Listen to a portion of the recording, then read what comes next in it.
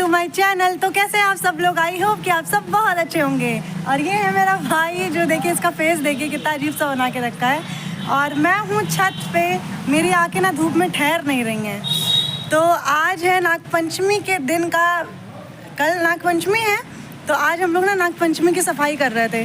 तो मैंने कहा क्यों ना आप लोग के साथ ब्लॉग शेयर किया जाए कि कैसे क्या करने वाले हैं, क्योंकि आज जो है ना हम लोग बहुत ही ज़्यादा एक्टिव रहने वाले हैं। तो चलिए चलते हैं और ब्लॉग की शुरुआत करते हैं। और अगर आपको ब्लॉग अच्छा लगेगा तो चैनल को सब्सक्राइब करिएगा, वीडियो को लाइक शेयर कमेंट करना बिल्कुल भी मत भूलिएगा। तो चलिए चलते हैं और ब्लॉग की शुरुआत करते हैं। हमारी सुमन आंटी जो है रेलिंग को साफ करते हुए आपको नज़र आ रही होंगी। सुमन आंटी इधर देखिए, ऐसे करिए। हाँ, तो ये है हमारी सुमन आंटी जो रेलिंग को पोंछ रही हैं और बहुत ही ज़्यादा अच्छा हेल्प कर देती हैं ये हम लोग का। और घर के अंदर लेके चलते हैं। तो घर के अंदर का जो ब्लॉग है ना बहुत बेकार होने वाला है, क्योंकि घर एकदम कचड़े में पड़ा हुआ है। तो सबसे पहले किचन की तरफ चलते हैं। दिस इज़ माई किचन और दिस इज़ मेरी मम्मी। सारा काम हो रहा है, सब कुछ फैला हुआ है।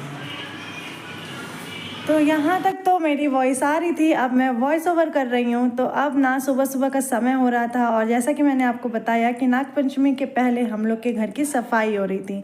तो सफाई करते करते पेट पूजा भी ज़रूरी है। तो डैडी के लिए मैंने हल्दी वाला दूध रेडी कर दिया था। इसके पहले उन्होंने ड्राई फ्रूट्स वगैरह भी ले लिए थे। और उसके बाद यहाँ पे आप देख सकते हैं बर्तनों का खंजर, सॉरी बर्तनों का नहीं, डब्बों का। तो बस इसी को क्लीन करना था। मम्मी बर्तन मैं धुल धुल के दे रही थी, मम्मी क्लीन कर रही थी उसको। तो बस यहाँ पे हम लोग ऐसे ही अपने काम कर रहे थे और साथ के साथ ना खाने की तैयारी भी कर रहे थे। तो आज मैं यहाँ पे बनाने जा रही थी कुछ झटपट सा। तो उसके साथ साथ यहाँ पे फ्रिज का भी मरम्मत होना था भाई। तो यहाँ पे मम्मी और बाबू ना फ्रिज को लेके लिटा रहे थे। बेचारा वो भी सोच रहा होगा किसके पाले पड़ गया हूँ। तो बस फ्रिज के अंदर क्या होता है ना, जो पुराना वाला फ्रिज होता है उसमें क्या होता है, पीछे के साइड ना पानी इकट्ठा हो जाता है। तो वही पानी ये लोग डाउन निकाल रहे थे। और उसके बाद फिर क्या हुआ कि फ्रिज को हम लोग ने पहुँचाया दूसरे साइड, और वहाँ पहुँचाने के बाद यहाँ पे मम्मी फ्रिज की क्लीनिंग स्टार्ट कर दी थी। तो यहाँ पे मम्मी फ्रिज की क्लीनिंग कर रही थी, और साथ के साथ मैं आपको दिखा देती हूँ कि मेरा पूरा घर ना बहुत ही ज़्यादा उथल पुथल हो गया था। लेकिन अभी चीज़ें बहुत ही अच्छे से सेट हो जाने वाली हैं। और यहाँ पे ये जो है ना बेरोजगार आदमी अपने फ़ोन का इंतज़ार कर रहा है, कोई हेल्प नहीं करनी है इससे। और मैं यहाँ पे किचन में आ गई थी और मैं यहाँ पे बनाने जा रही थी तहरी। तो वही चीज़ें हैं जो झटपट से बन जाए। जब काम होता है ना घर में तो चीज़ें ऐसी ही बनती हैं, तहरी, खिचड़ी, या फिर बाहर से ही ऑर्डर होता है। तो बस यहाँ पे मैं कुछ बोल रही थी, लेकिन आवाज़ के चलते ना पीछे बैकग्राउंड आवाज़ की वजह से मेरी आवाज़ आप तक पहुँच नहीं रही थी। फिर यहाँ पे मैं धुलने लगी थी तवा को ही मैंने कहा कि लाओ ये काला है तो इसको भी गोरा कर देते हैं। तो मैंने बहुत कोशिश की, लेकिन ये गोरा नहीं हुआ। और यहाँ पे हमारी तहरी रेडी हो गई थी। तो मैंने कहा सुमन आंटी को पहले खिला देते हैं, सबसे पहले मेरे यहाँ पे खाना इन्हीं को खिलाया जाता है। तो बस हमारा यहाँ पे तहरी रेडी हो गया है। और तहरी के साथ साथ ना मैं इन्हें अचार वगैरह भी दे रही थी, क्योंकि कोई भी चीज़ ना सूखी नहीं अच्छी लगती है। और फिर मैंने इनसे थोड़ी सी बात की, और बात करने के बाद यहाँ पे मैं आ गई थी अपना खाना सर्व करने के लिए। और फिर मैंने थोड़ी सी प्याज काटा और उसमें अचार वगैरह मिला के रेडी कर लिया। खाना खाने के बाद फिर मेरी बारी आ जाती है बर्तन धोने की। और यहाँ पे ना मम्मी ने आज सारा किचन का एक एक बर्तन निकाल के रखा था, साथ के साथ सिलेंडर और गैस को भी धुला दिया था। तो बस यहाँ पे मैं सिलेंडर को भी रगड़ रही थी, रगड़ के इसको भी मैंने साफ़ किया। फिर बारी आ जाती है सारी चीज़ें क्लीनिंग करने के बाद हमारे किचन की। तो यहाँ पे जो ऊपर का लेवल होता है उस पर चढ़ के मैं चाहे जितना भी क्लीन कर दूँ ना, लेकिन मेरे बाद मम्मी ज़रूर ही करेंगी। तो यहाँ पे मम्मी ने मिक्सर को भी नहीं छोड़ा और मिक्सर को भी साफ़ करने में लग गई हैं। लेकिन आप कभी ऐसा मत करिएगा, मम्मी ने मिक्सर के ना नीचे के चीज़ों को अच्छे से वॉश किया है, और ये जो ऊपर मोटर वगैरह है उसको नहीं वॉश किया है। तो आप कभी ऐसा मत करिएगा, मम्मी को आइडिया है तो मम्मी ने किया होगा। और यहाँ पे सुमन आंटी बैठ के इंतज़ार कर रही थी कब मैं कहूँगी पानी ऑन करिए, कब मैं कहूँगी ऑफ़ करिए।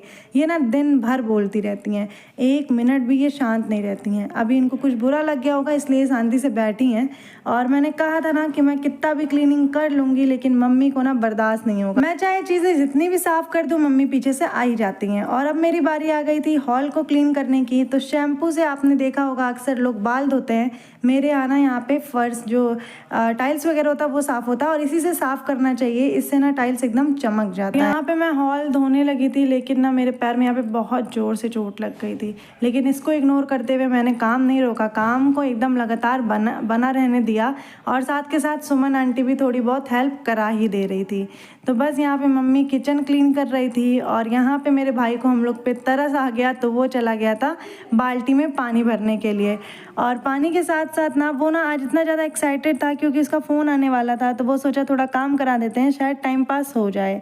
और यहाँ पे सारी चीज़ें क्लीन हो गई थी, तो मैंने सोचा कि लाओ ये जो इसमें एक्स्ट्रा पानी है इसको मैं पोंछ देती हूँ। और साथ के साथ पीछे पीछे मम्मी उधर काम कर रही थी और मैंने सोचा ना फटाफट से काम हो जाए क्योंकि मेरे कोचिंग का टाइम हो गया। इस ब्लॉग को प्लीज़ एंड तक देखिएगा क्योंकि इस ब्लॉग में ना आपको पता चलेगा कि सफाई आप किस हद तक कर सकते हैं।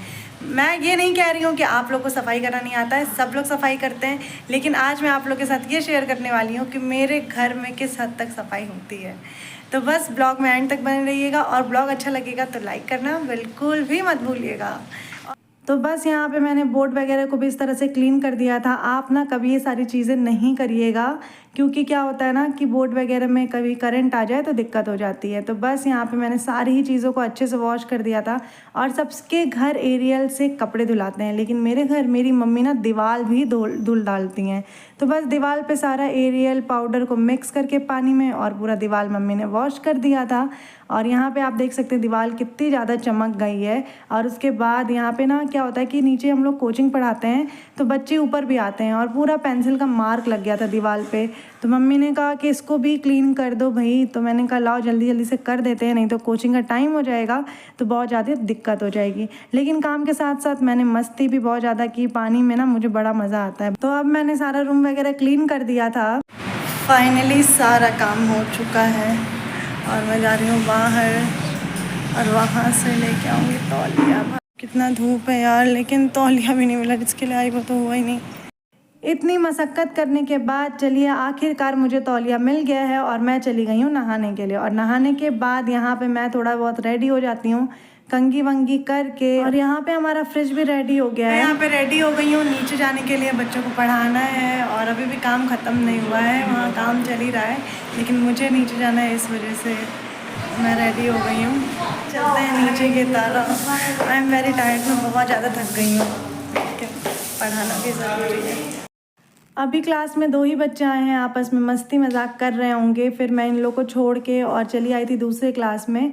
और यहाँ पे ना मैं आपको बता दूँ कि क्या हुआ था कि 2 ही बच्चे आए थे, तो मैंने अभी उन लोग को बस थोड़ा बहुत काम दे के और मैं यहाँ पे आ गई थी। और उसके बाद मैंने आप लोग से थोड़ी सी बातें की जो कि आप लोग को सुनाई नहीं दे रहा होगा। उसके बाद ही शाम का समय हो गया था। आज मेरा चेहरा आप देख ही सकते हैं, मैं कितना ज़्यादा थक गई हूँ। फिर यहाँ पे मैंने रेसिपी बनाई, कितनी भी थकान हो जाए ना रेसिपी तो बनाना ही बनाना है। और यहाँ पे मेरा भाई मेरे डैडी को ना थोड़ा सा मस्का लगा रहा है, और मस्का किस चीज़ के लिए लगा रहा है अभी मैं आप लोग को दिखाती हूँ। तो आप लोग सोच रहे होंगे कि भाई अभी तो मैं रेसिपी बना रही थी और अभी मैं ऐसे रेडी कहाँ के लिए हो गई। तो बस हम लोग जा रहे हैं डिनर करने के लिए, तो इसलिए मैंने सोचा कि ये भी चीज़ आप लोग के साथ शेयर करूँ। आई एम सो लक्की कि आज मैं ब्लॉग बना रही हूँ और इतनी सारी चीज़ें हो रही हैं। तो चलिए चलते हैं, आपको भी ले चलते हैं। मेरे डैडी को कहीं भी जाना रहता है उनको रेडी मम्मी ही करती हैं। सब लोग रेडी हो जाते हैं लेकिन लास्ट में डैडी बैठे रहते हैं कि मम्मी आएंगी और उन्हें रेडी करेंगी। तो बस यहाँ पे हम लोग निकल गए थे, एकदम सुनसान रास्ता है, डरावना रास्ता है क्योंकि रात के बज रहे थे 9 और हम लोग थोड़े आउटर एरिया में रहते हैं, इस वजह से थोड़ा सा ऐसा फील होता है। लेकिन बस यहाँ पे हम लोग आ गए थे और मम्मी को देखिए एकदम फ़ोन में लगी हुई हैं, लग ही नहीं रहा है कि हम लोग कहीं बाहर आए हुए हैं। और यहाँ पे मेरा जो सबसे छोटा वाला भाई है ना, वो गाड़ी पार्क कर रहा था और गाड़ी पार्क करने के बाद वो ना थोड़ा सा टेलर में आ जाता है, उसको लगता है कि वाह मैं इतना छोटा हूँ लेकिन मैं गाड़ी चला लेता हूँ।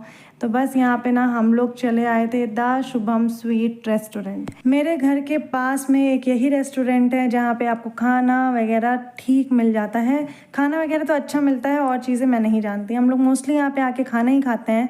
तो बस मम्मी अभी भी फ़ोन पे लगी हुई हैं और हम लोग पहुँच गए रेस्टोरेंट में।